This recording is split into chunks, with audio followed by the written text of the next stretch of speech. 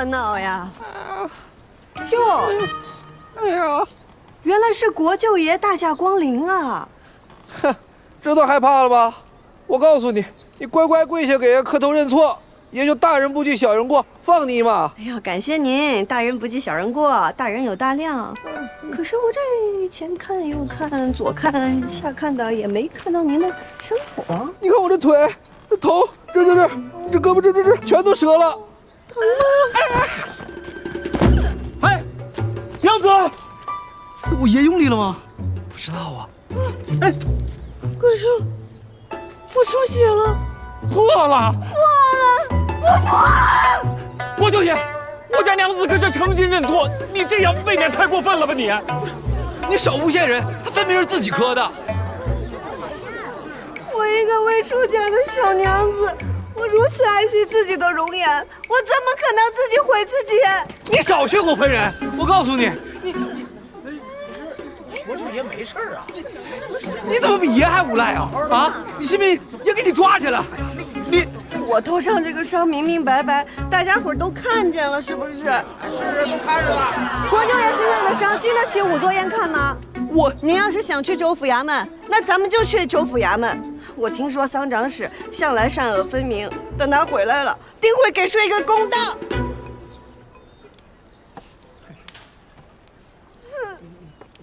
我看看啊，果然是他。这就是你说的朋友，蜀红解盟之女季莺莺。你是真认识，还是为了安他？不管你是为了什么，这种情况下，你不打算帮个忙吗？用不着帮他。你看，那伤是假的，不过反应演都挺真的。你别忘了，你身上还有寻找蜀红寺的黄命。就是这个味道，我之前做过，怎么着都没做出来。你尝尝。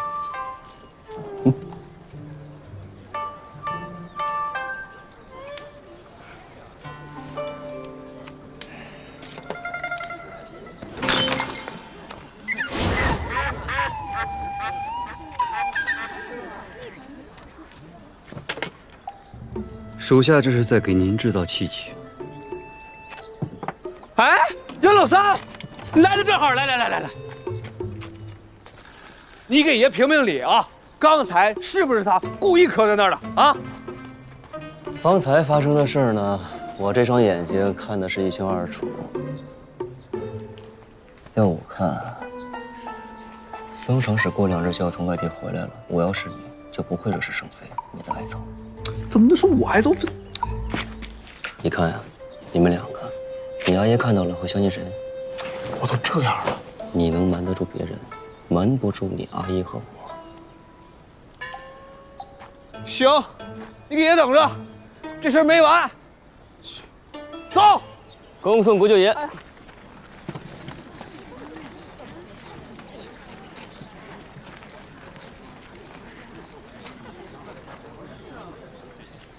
诸位，这人都走了，还嫌热闹没看够啊？要不我把国舅爷叫到你们家门口去看热闹啊？啊！走，回家，贵叔。大叔，方才我不小心摔碎了一只碗，身上钱财未带够，还请大叔替我还个碗钱。啊？大叔若不方便，那我就只好请国舅爷回来替我还这碗钱了。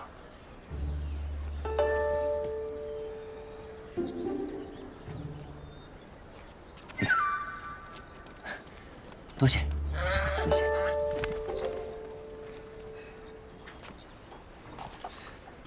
金小子，冤有头债有主，若不是花家郎君告知14郎，浣花溪边有美景，指得他非要在那边给我接风洗尘，也不会有这番误会。花家，一点都不意外。那既是如此，就有劳这位郎君多劝说国舅爷，不要记恨我们3道院的儿郎。可有什么好处？多做善事会有福报的。这干涸的速度，这颜色，你这头上怕不会是染料吧？欺瞒国舅，胆子可够大的。郎君想要什么好处？我帮了娘子，娘子总该让我进去讨杯水喝吧？成，请。稍等。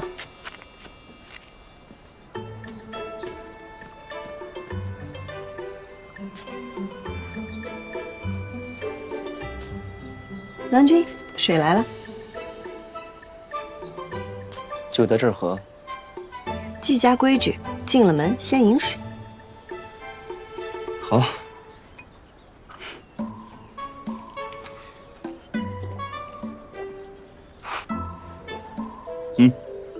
好了，两清了，请。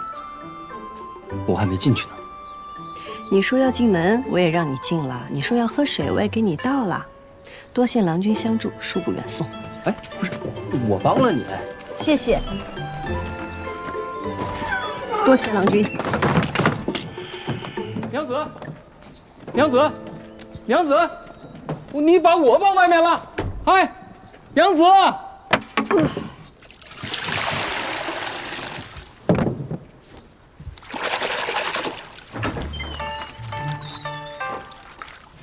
阿娘，你慢点。站住！阿娘，我没有打架，这次我真没打架。丽阳，你受伤了？啊，没有，假的，我一点伤都没受。假的？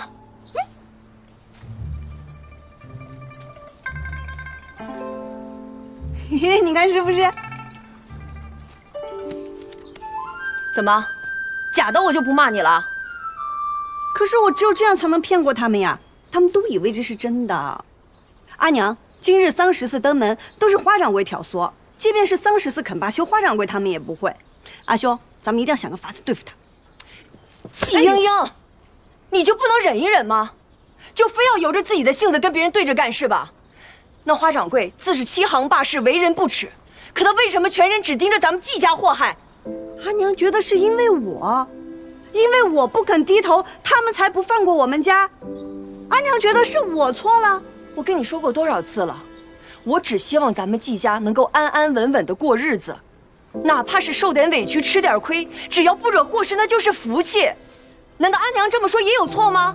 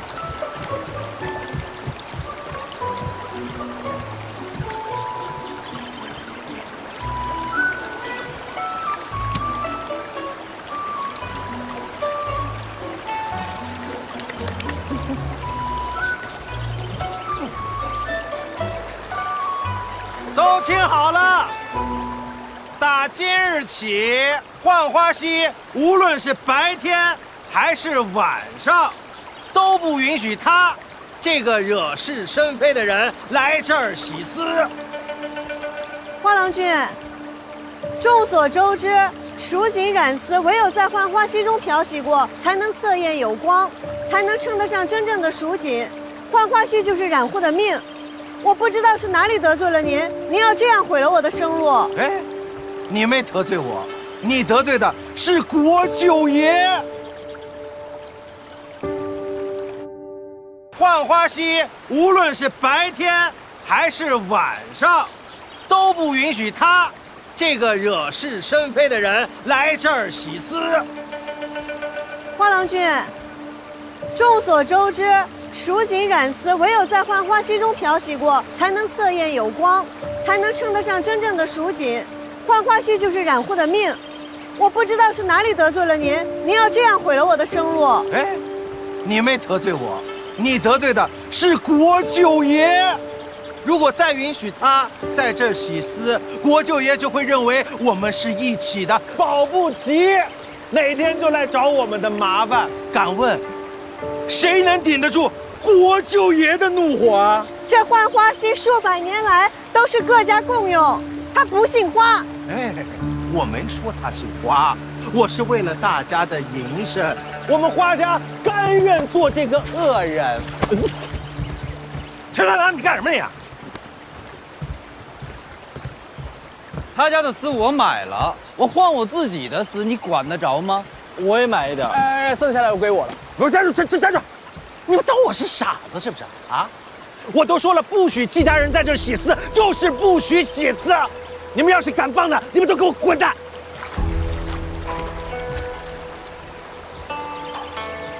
踹死你！好了。哎呦，不让你们洗丝，定是花想荣自作主张。花掌柜若是知道了，他肯定不会拦着你们的。他想孤立的只有我。哎呀，乌龟炖王八都憋着一肚子坏水呢。那女的也不是什么好东西，她就是想借着这个事儿压我们的价格。她要不压的话，我陈豆给你倒着写。三郎，去火的，吃点吧。我不吃。大郎，你那盒子里都是药啊？对啊。你们别看我长得壮实啊。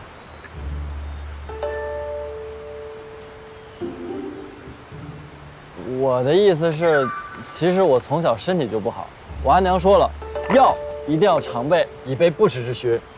这瓶是舒心活血的，这一瓶是护肝养胃的，这一瓶是安神养胎的。养胎啊？哎，你阿娘对你要求好高哦。不是，药不分男女，都是有用的。你们都吃点。我要养胎的爪子。三郎，吃点药吧。哎呀，我吃什么吃啊？我想吃他的脑壳，我想啃他一个金光灿烂，啃他一个四脚朝天，啃他一个七荤八素。此事是因我而起，是我连累了大家。哎呀，你这说的又是什么话呀？那每一次都是你拖着花想荣，咱也不是没有良心的人啊。哦，便是再有一次，咱也不能看着你们受欺负。就是。各位儿郎如此有血性，可敢一搏？怎么搏？你们知道花家为什么敢这么欺负我们吗？哎，因为我们是小染坊噻，势单力薄。花家又是城里边最大的染户，他吃肉，我们就只能跟他喝点汤。你说我们哪一个不需要靠花家牙缝里露出了一丁点订单过活哎？那花家为什么又要将订单分于我们呢？因为我们的工价便宜啊，比他自己在招工扩大染坊那要划算多了，而且他已经习惯压我们的价了。不仅如此，你们看啊，花家的靛青丝多半是朱小娘家染的，她在我家常订的是各种绿丝和蓝丝，而分于你陈家的订单多是石样锦和凝叶紫，你家是红蜘蛛，你家是松花与沧浪。我们各家染坊虽小，但是各有特色，许多颜色比花家染坊染的都好，只是我们的丝都是经花家出手，外面的人只知道花家染坊，不知道我们这些小染户罢了。所以呢？所以，如果我们各家联合在一起，那就等于是一个大染坊呀。那我们就可以有接大订单的资金和人手。日后我们再把名声打出去，那我们就不愁接不着订单了。有了订单，我们就有了底气，有了底气，我们还怕没地方洗丝吗？不是你这话说的容易啊，打出名气也不是一件简单的事儿啊。就是，那些大染户哪家背后没有人呐？就是，你就说咱们无权无势，怎么跟人家斗？就是，而且我们站起来了也会被打趴下的。就是啊。哎呀，事在人为嘛，你不试一试怎么知道不成啊？哎，风筝，哪个傻子现在还有心情放风筝啊？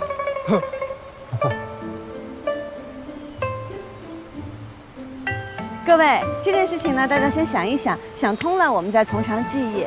陈三哥，我的4麻烦您帮我看一下，我去看看哪个傻子在放风筝。哎，傻子有什么好看的呀？他怎么就爱跟傻子玩哦？就是，你才傻子呢！哎，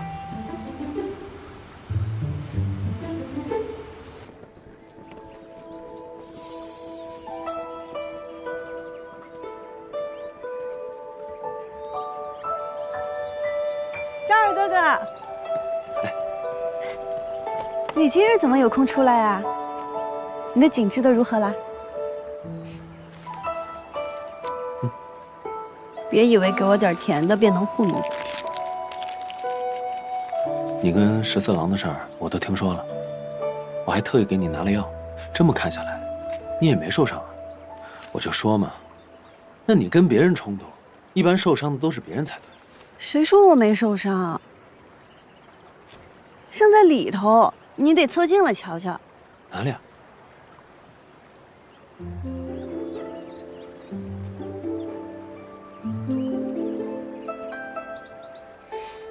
我就知道你骗我，那染料的味道我都闻见了。不是说怕红色吗？怎么还往脸上抹呀？我只是怕流动的红，像血水一样涌动的红，不是什么红都怕的。好了，说正事儿吧。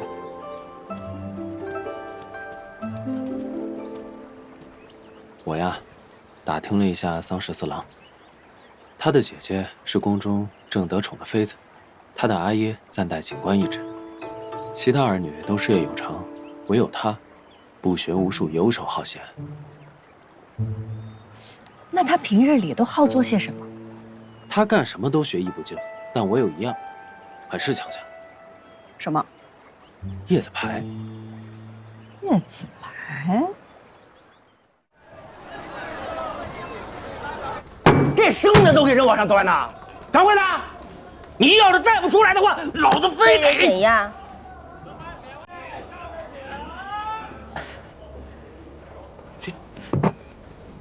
老板娘是吧？玉玲珑，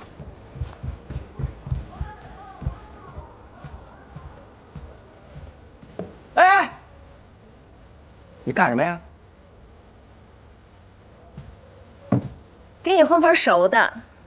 今天必须得给我个说法，至少得赔钱吧？嘿嘿嘿，对，不赔钱也行，至少你得陪我喝一杯吧？啊，可以。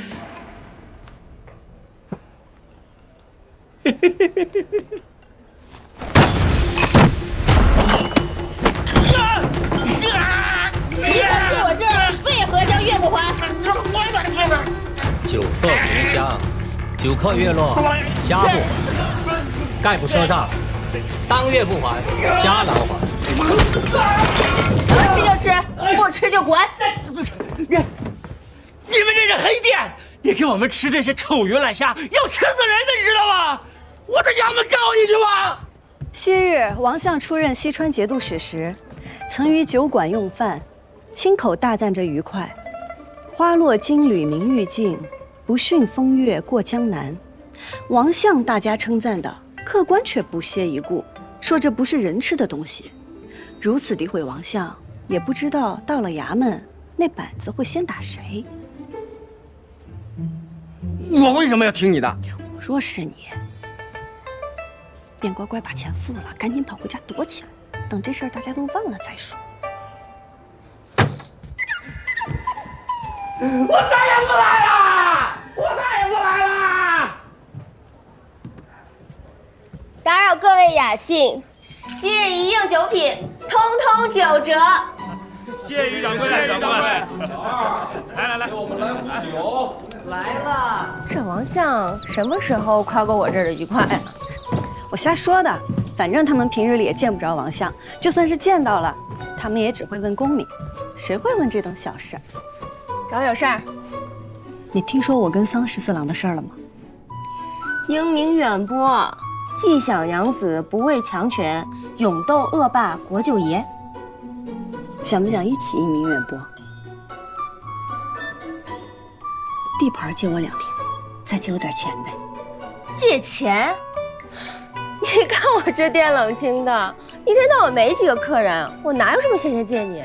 你就先借我保你接下来店里坐满客人，日进斗金。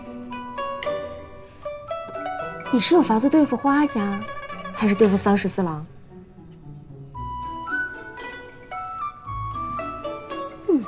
借力打力，谁还不会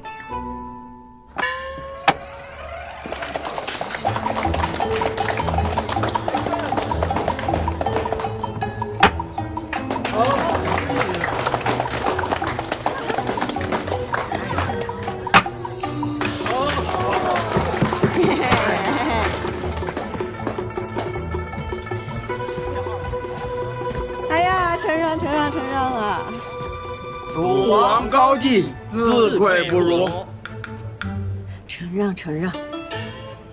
还有谁要一起玩的吗？是你，你就是赌王啊！来，跟爷赌一把。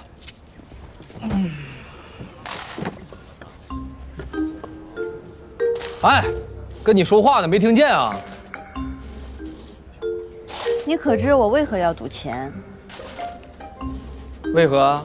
因为我在浣花溪得罪了国舅爷，花家怕被牵连，不让我去西边洗丝。我们家染房都快揭不开锅了，我只能靠此赚钱养家。这爷哪知道？算了，爷这脾气发了也就算了，这没想到他们花家借着爷的名气为难你。哎呀，回头再说，咱先赌一把。不赌。你。行，你跟爷赌一把，无论输赢，爷都告诉花家不跟你办见识了。当真？爷说话算数。来，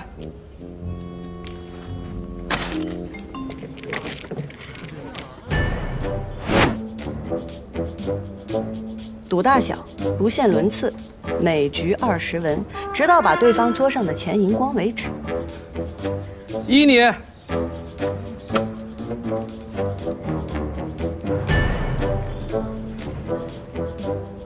7万贯，8万。哇！哎呀！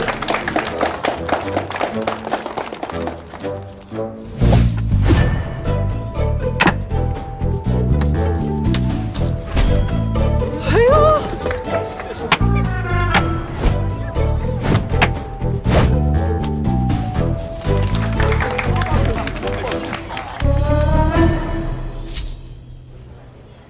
金娘子牌技果然了得，10次便能赢8次，的确了得。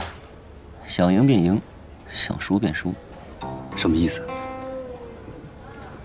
什么意思？吃点东西再喝，免得伤身。看你这衣裳，不靠杨家也没挨饿。多年未归。没想到第一个认出我的人，竟是阿姐。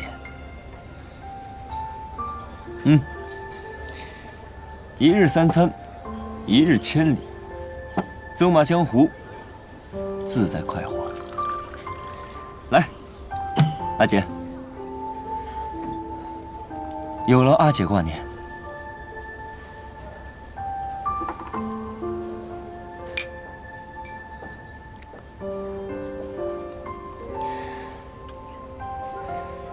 阿姐的酒还是这么好喝。少叫我阿姐，显老。行。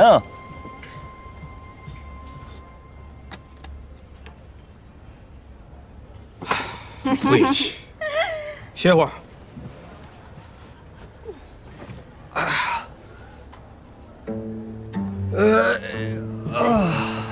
国舅爷，我都认输了，你就让我回家吧。那不行，爷还没玩够呢。来，再战300回合。兔崽子！这个兔崽子！老子刚回来，你就跟我惹事！你还吵，你还抢夺民女，趁热赌钱！给我站住！站住！哎呦，别打了，别打了！留下来，我不下，我下去你肯定打我。哎，站住！桑长史，您误会了，我与国舅爷在这儿不是为了赌博，是为了吸引人潮，好做生意。什么生意？啊，什么生意？快给我阿爷说说什么生意？本来也没想现在拿出来的，既然您问了，蒋六郎君把东西拿上来吧。哎，您看，这是我们染丝会做的叶子牌荷包。叶子牌做荷包，闻所未闻。这可是在雷祖娘娘面前祈福过的，都是有寓意的。您看，万贯，它指的是家财万贯，恭贺商户日进斗金的。这个是锁子，说的是上下求索，寓意读书人早日登科。您看这个文钱是文思极勇，前途无量的意思啊。哦，这个厉害了，10万，这可是14郎点明了要先送给您的。送给我？啊，是阿爷，阿爷，这是送您的，我给您带上。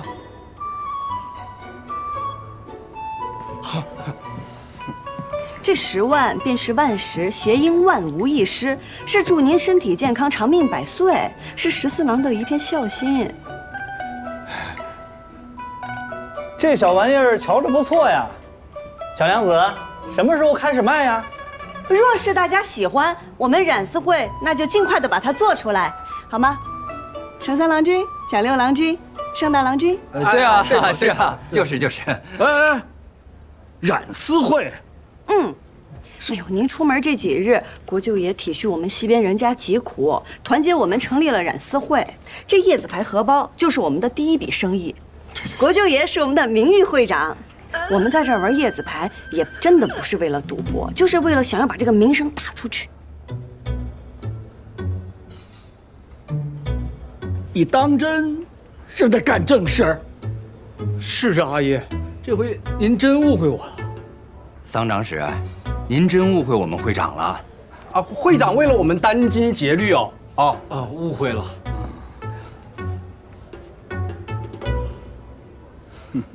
有点意思，别欺负人，也别让人给欺负了。阿爷慢走，慢走。哎，诸位客官，若是喜欢我们染丝会做的这个叶子牌荷包，现在便可以下订单，前50人半价。桑长史身上那款工艺复杂，可能现在没有这么多，只有30只，先到先得。我来。我跟你说，想要的话到我这儿来签单啊！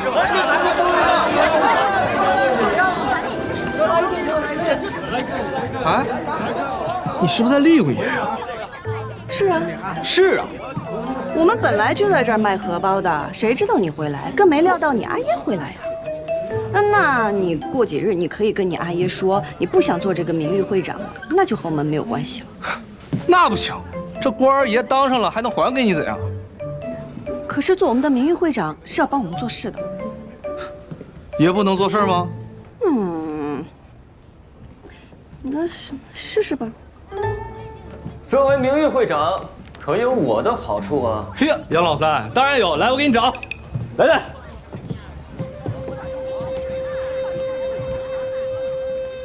我想与季娘子赌上一场，谁若输了，便应对方一个条件。好啊！哎，十四，你是什么会长来着？名誉会长。难怪没人听你的。徒有其名，没有实权。该不会他从一开始就是在诓你吧？你看啊，你阿耶为何来得这么巧？这么巧，他们就是今日赌。我与你赌。季娘子，不如我们换一种玩法，一人3张，一起赌，这样快些。行，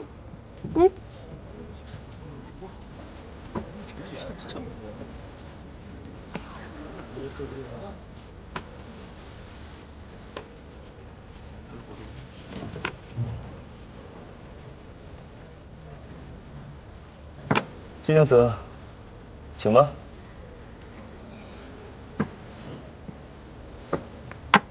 哇！哇！这不小了。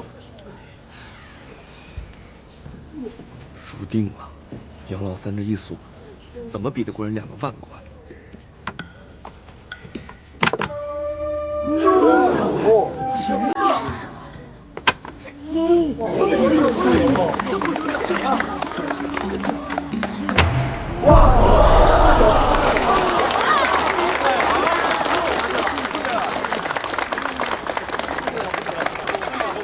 金娘子，我这牌可有问题？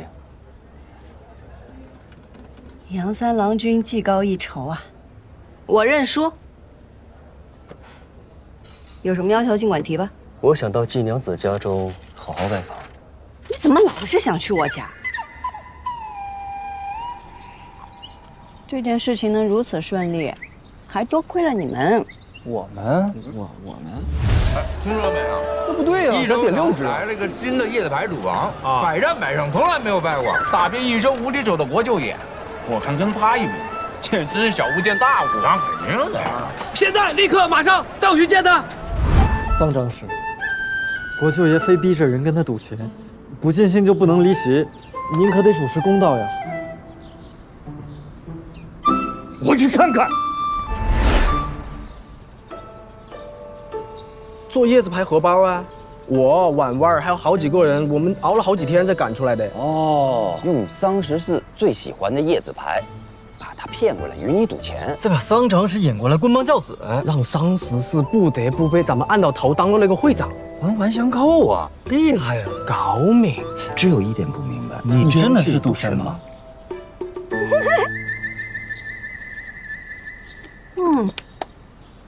扒锁子。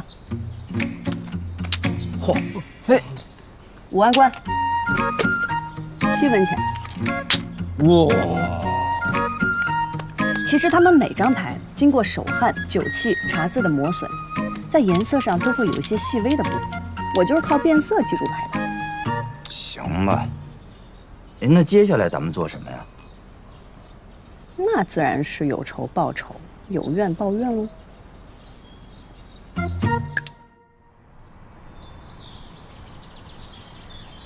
这个月只是灯油钱就这么多啊？这可不行。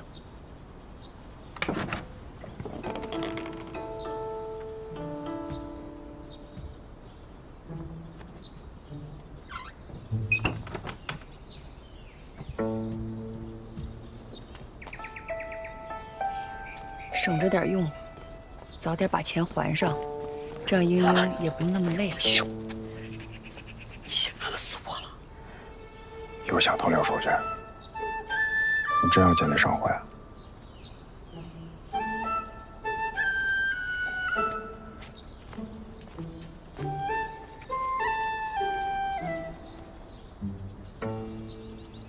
阿兄，这些年我一直在等一个时机。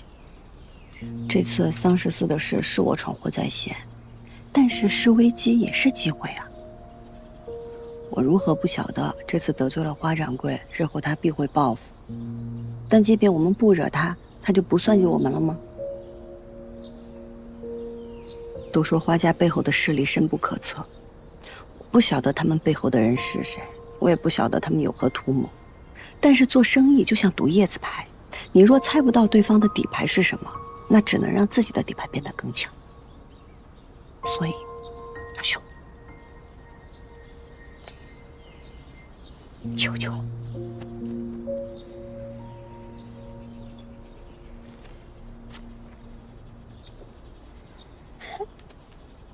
谢谢阿兄。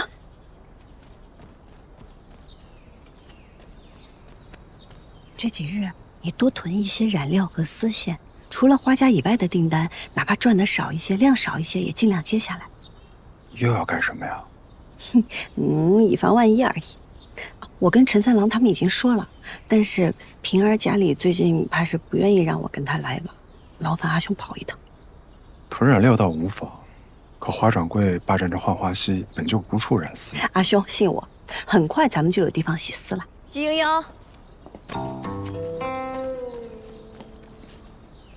阿娘。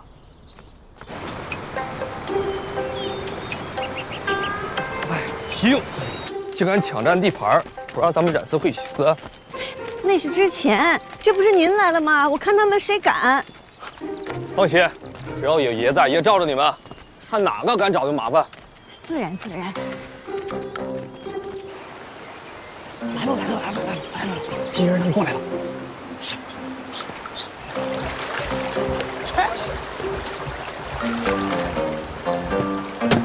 从今天起，不管是白天还是晚上，我们都要在这儿洗丝。你这个吃软饭的老总赘婿，还不赶紧滚回去给你婆娘洗脚去啊！嘿，你们这帮死小子，反了你们了！我阿爷说了，要多动脑子，少动手，要学会以理服人。今天主打一个以和为贵，以理服人。都愣着干什么？给我上！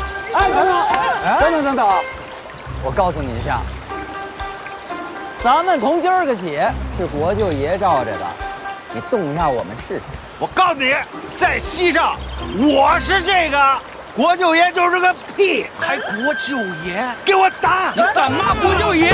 我就骂国舅爷，咱还以理服人吗？敢骂国舅爷？国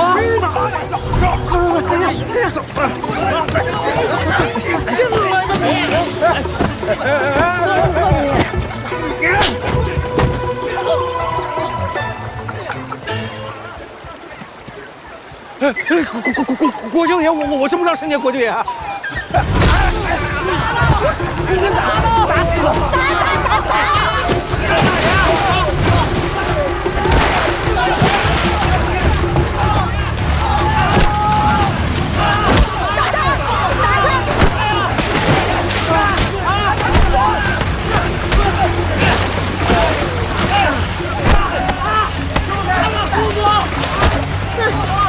花小柔，你也有今天。就是他们在西边都闹事儿，搞不住他们。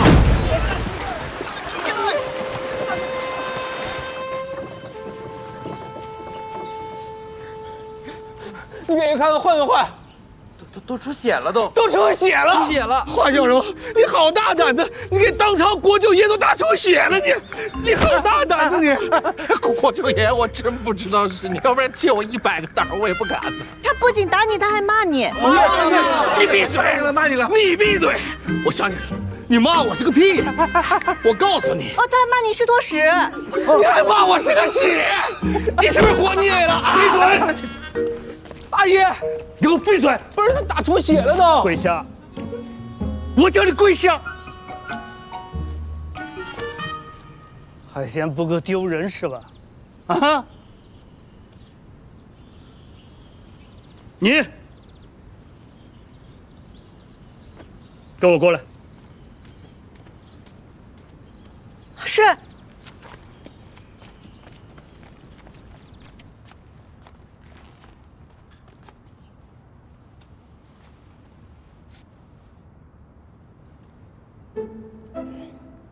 您是知道的，只有在浣花溪洗出来的丝织成的蜀锦，才能色泽艳丽，历久弥新，才是真正的蜀锦。多年以来，各大染户强行占地，向来民不举，官不究。如今西边的事儿被国舅爷挑了起来，这日后怕是被有心之人利用。娘娘在宫中正蒙盛宠。那些嫉妒之人，若是在宫中找不着法子，定会从宫外下手。若圣上听闻娘娘的家人因为娘娘得宠而嚣张跋扈、寻衅滋事，那会如何看待娘娘？有心之人，不就在老夫面前吗？莺莺确有所图，但是正途。您可知是谁把国舅爷引到西边纵马的？看来您是知道了。你有何不同？我能教14郎君改邪归正，做一个顶天立地的好儿郎。就凭你，你有什么办法？想来我季家如今是何光景，英英是何为人？长史上次一见之后，想必已经调查清楚了吧？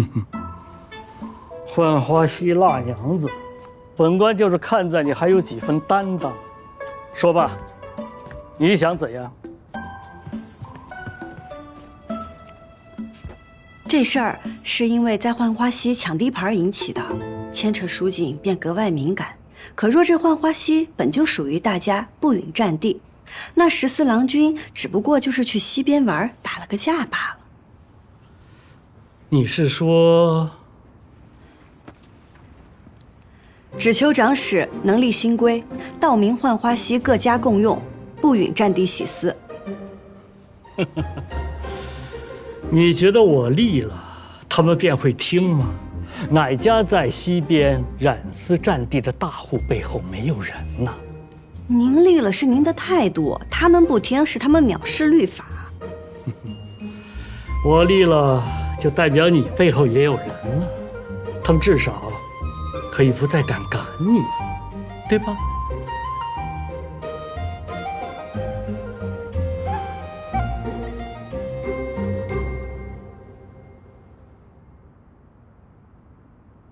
我相信啊，只要你努力，一定可以让季家重回当年荣耀。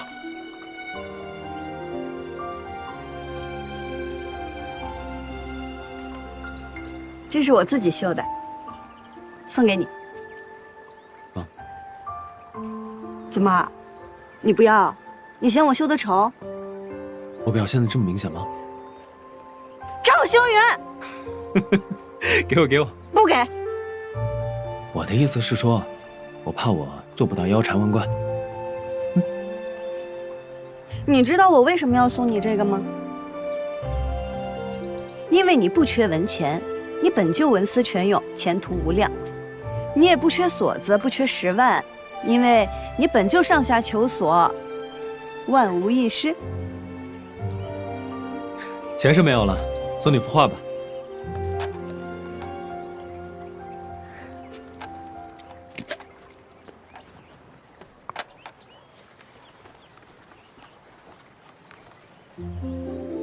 画中无蓬，可云层翻涌，分明让人感受到鹏飞9天之姿。画中女子独立船头，以窈窕中自成风流。谁说女子不能长风破浪，不能意气风发？只是这个女子的背影怎么这么眼熟啊？扶摇直上9万里，这不正是我心中的你吗？原来赵二郎君也会说这些奉承话呀！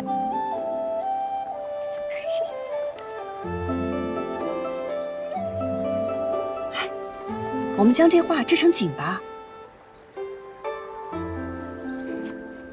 这云、水、船，还有这女子，若是认真的话，不难织出，只是很难织出整幅画的浩瀚之感呢。若是用五重梭呢，增加更多的混色，黑白丝搭配树木不同，便可交织出深浅不一的灰色，可以用作云霞和水浪的阴影。阴影不错，但是若只有黑白的话，会显得整幅画死气沉沉。用平稳和斜稳交替织，这样才有可能织出大自然的流动之感。用主色树木增减来过渡色彩流动，用平斜断为基础，织出凹凸之感，再用不同的色彩凸显明暗变化。如果是这样的话，真的有可能织出整幅画的浩瀚之感。好，那我现在就回去挑丝配色，我绣出来先试试。哎，你不是还有重要的事要做吗？那件事现在便只剩等了。再说了，这也是很重要的事啊。来了。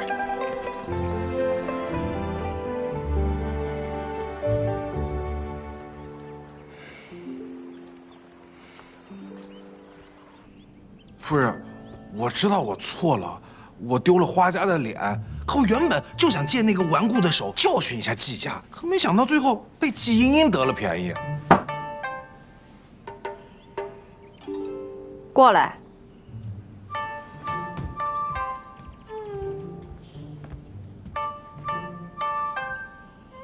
坐下。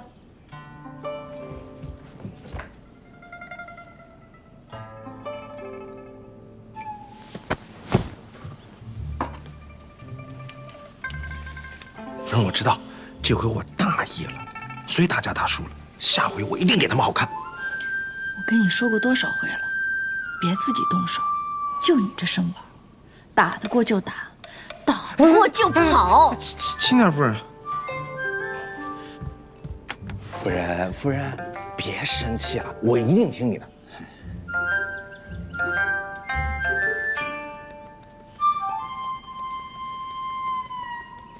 一会儿去给我备车，我要出去一趟。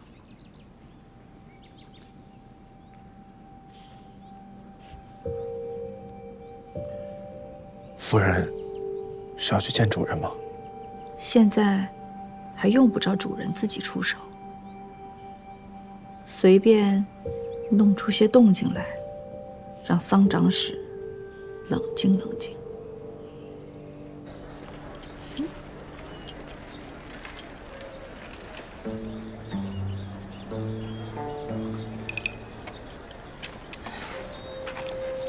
看季娘子这脸色，是不欢迎杨某在此。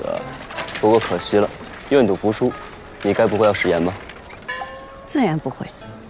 杨郎君，那边请。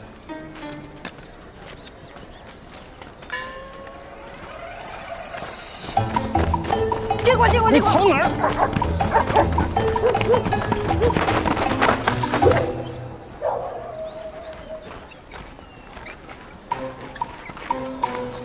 杨某读书少，但也知道这邪路是不通正堂的。您有所不知，我季家的规矩是越尊贵的客人越要在僻静处招待。郭奎，你可不许咬它哦，小心哦，它有毒。你叫郭奎？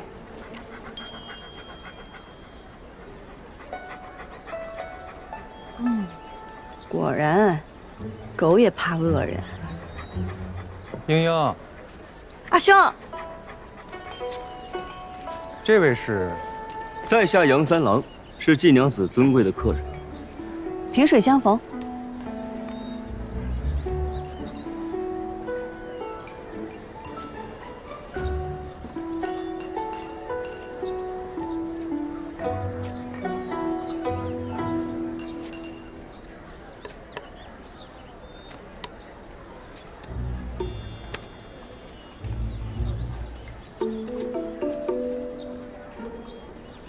阿兄，阿娘在家吗？我一直在屋内支紧，不怎么去过前门。不过按照往日而言，阿宁此刻应该是出去采买。太好了。阿兄，给这杨三郎君倒碗水吧，他就喜欢喝咱们家的水。哦，好。哎，不急不急，杨某此番前来，并非是要讨水喝，而是为了拜访一位故人。故人？哪位故人？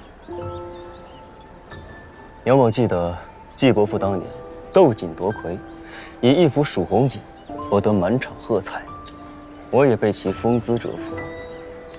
数年过去，辗转反侧，仍是难以忘怀。可谁能想到呢？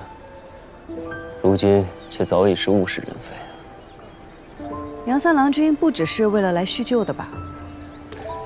季兄跟着季国父多年，耳濡目染，定是得了几分真传吧。不怕杨三郎君见笑，季某与冉丝一道天分平平，不如我们家英英。家里的丝大都是英英染的。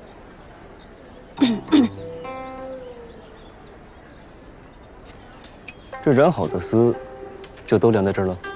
还有一些晾在前院。阿兄，你还是去倒水吧。哦，好。哎，不忙。杨某是头一回到锦户来拜访，季娘子不妨带我到处转转，也好好好欣赏一番。我家世简陋，没有什么可观赏的。家世虽简，但也别有一番趣味。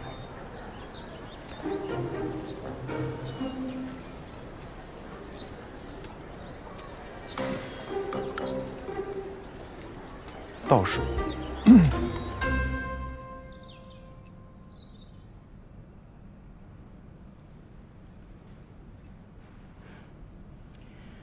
夫人光临寒舍，实乃我季家的荣幸。小女和赵二郎君自幼相识，此事我们不是早就聊过了吗？只是我们赵家对儿郎实在是苛责了些，若不能做出些成绩，就不许婚配。为娘的，哪有不着急子女婚事的？我也是实在做不得赵家的主啊。是，我也能理解夫人的难处，所以还望夫人能在老太爷面前多给美言几句。其实这先成家后立业也不是不行。夫人以为我没说吗？可是老太爷他端起茶杯问我说：“这3钱1两的茶装在10两1支的茶杯里，你说他配吗？”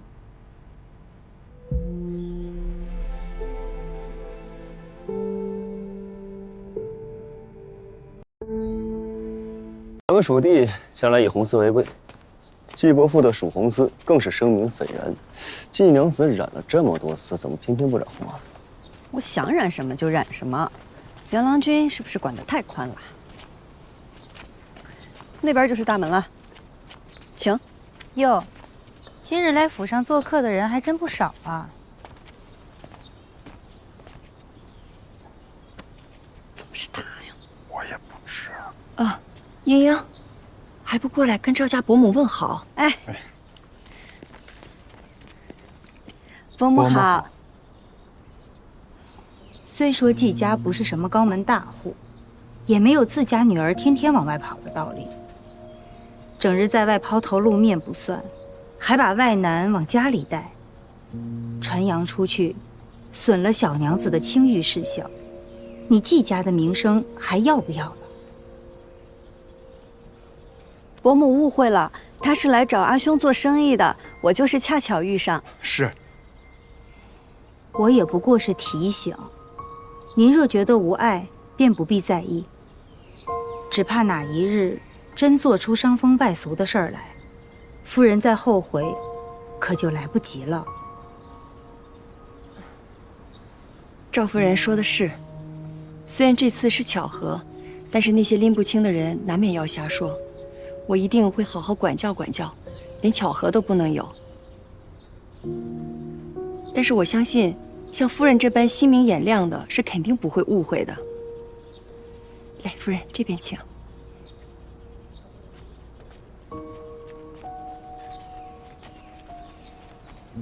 原来季娘子也会有温顺乖巧的时候啊。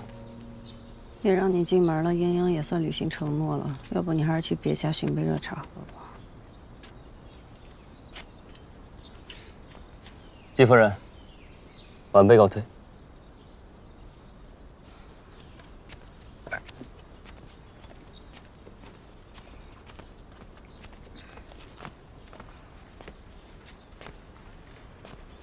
田儿，哎，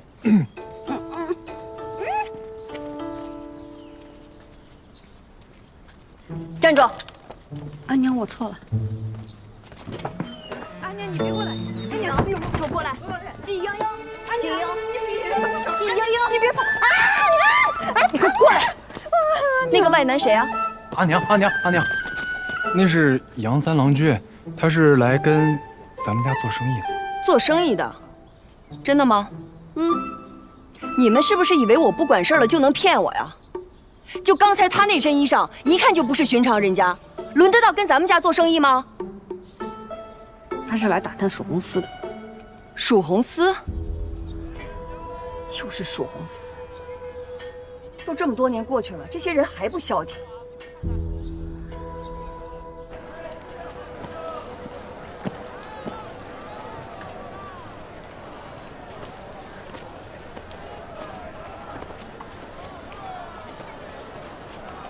呀，来的都挺早啊！哎，桑长史真的答应张贴告示禁止抢占地盘了吗？哼，那还不是爷的功劳？都什么时辰了，要贴早该贴了。你阿爷不会跟你一样靠不住吧？我阿爷那是堂堂长史，堂堂国丈，还靠不住。这什么意思啊？你说爷靠不住？告诉你，跟名誉会长说话客气点。哎，那我也告诉你，这事儿你要办成了，以后我见你一次，我就给你行一个大礼。哎，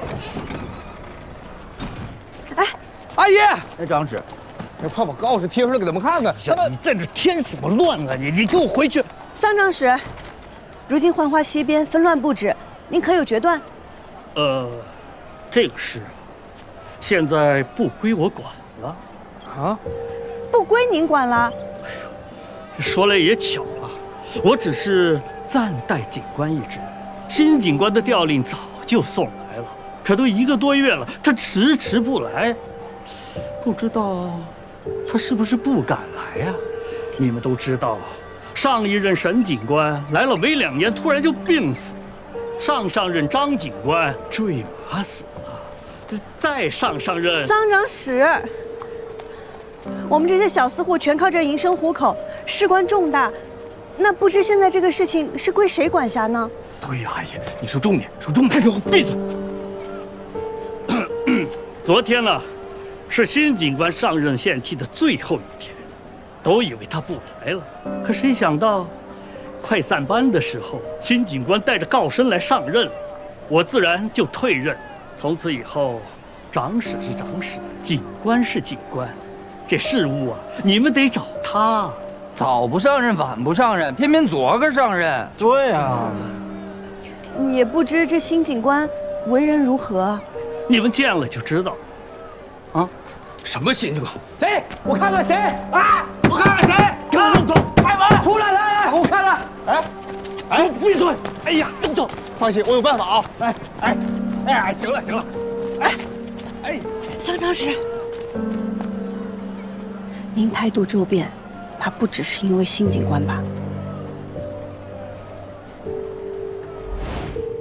这是军中的戒律，咱们这是得罪何人了？井夜水深，季娘子量力而行。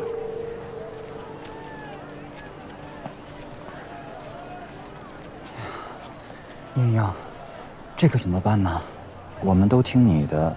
为了避免被花掌柜赶尽杀绝，都想了法子接了别家的订单。这要是洗不了丝，按时交不了货，也不知道要赔多少钱。